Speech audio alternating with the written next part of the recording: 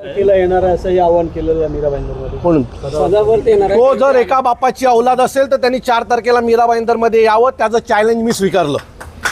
मराठी सक्तीच्या वरून सांगितलं की 15 लाख रिक्षावाले आंदोलन कुठून आले 15 लाख? अहो मी काल अधिकृत RTO कडनं आकडा घेतला तर आपल्या MMR रिजनमध्ये 4,10,000 रिक्षा आहेत. कुठून आले?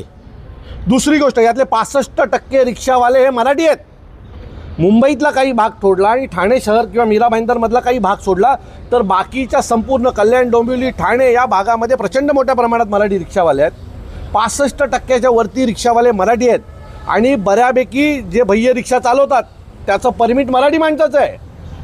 कुठून आला हा आकडा 15,000 आणि 4 लाख, 15 लाख आणि 4 लाख? हे सगळं आकडे हे महाराष्ट्रातलं वातावरण खराब करण्यासाठी आहे. महाराष्ट्रामध्ये आमची ताकद खूप जास्त आहे. 15 लाख आकडा सांगून आमची महाराष्ट्रात खूप मोठे ताकद आहे दाखवण्याचा प्रयत्न केला. खरं तर महाराष्ट्रामध्ये सगळ्यात जास्त मोठ्या संख्येने रिक्षाचालक हे मराठी आहेत. तुम्ही पाहिजेल तर तुमच्यापैकी अनेक पत्रकारांनी मागच्या 4 दिवसात आमच्या अनेक मराठी रिक्षाचालकांच्या बाईट घेतलेल्या आहेत. तुम्ही त्यांना ऐका. आणि दुसरी गोष्ट, अशीच काही वेळ आली तर आम्ही आमच्या गाड्या काढू, लोकांना घरपर्यंत पोचू. महाराष्ट्रातल्या कुठल्याही माणसाला त्रास होईल असं 4 तारखेला घडणार नाही, हे खात्रीने सांगतो. पण त्याच्यानंतर जर रिक्षा रस्त्यावर उतरवल्यात तर त्या रिक्षा UPलाच पाठवू तुमच्यासोबत.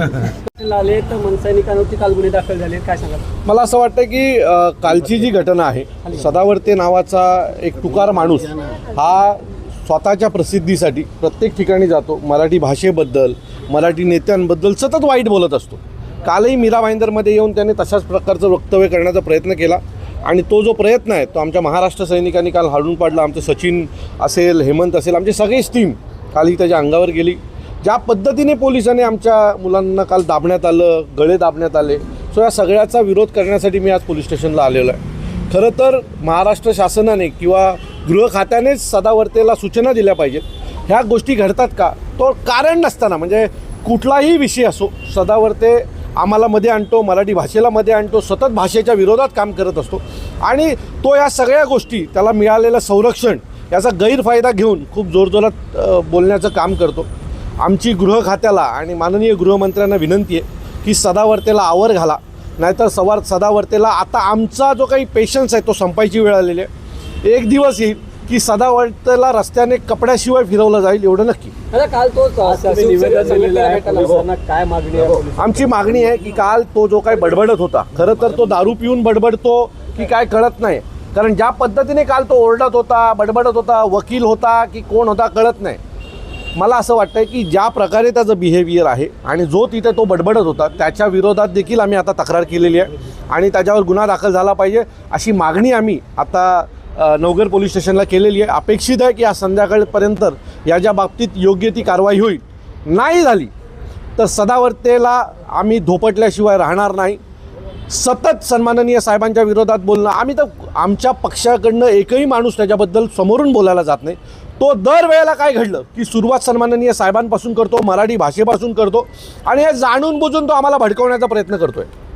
मग जसा मराठी आंदोलकांनी त्याला घरात घुसून मारलं होतं तसं आम्ही मारायची वाट सरकार बघते का? सरकार त्याला समज का नाही देत आहे? काय जाणून बुजून आमच्या अंगावर? त्याला अपेक्षित काय आहे की आम्ही भर रस्त्यात त्याला कपडे काढून मारावं, हे त्याला अपेक्षित आहे का? आमचा एकही नेता, एकही कार्यकर्ता सदावर्तेच्या बाबतीत नावही समोर न घेत नाही, पण हा सतत सन्माननीय साहेबांबद्दल, मराठी भाषेबद्दल जे काय बोलायचं काम करतोय हे त्याला आम्ही घरात घुसून मारावं या दृष्टीने त्याचा प्रयत्न आहे. म्हणजे आणखी 4 पोलीसवाले त्याला संरक्षणाला मिळतील असा काय त्याचा प्रयत्न आहे की काय? हा आमच्या मनात आलेला प्रश्न आहे. मी पुन्हा गृह खात्याला विनंती करतो की या सदावर्तेला आवर घाला. हा आम्ही त्याच्या अंगावर न जाता सतत सन्माननीय राजसाहेबांचं नाव घेऊन महाराष्ट्रामध्ये वातावरण खराब करण्याचं काम करतोय.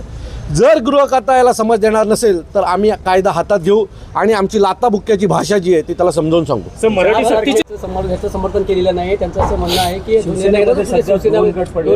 मंत्र्यांनी सांगितलं की परमिट रिक्षा पाहिजेत, मराठीच पाहिजे. संजय निरुपम बोलतात की परमिट रद्द करू नका. संजय निरुपमाने स्वतःला सांभाळावं असं संध्याकाळपर्यंत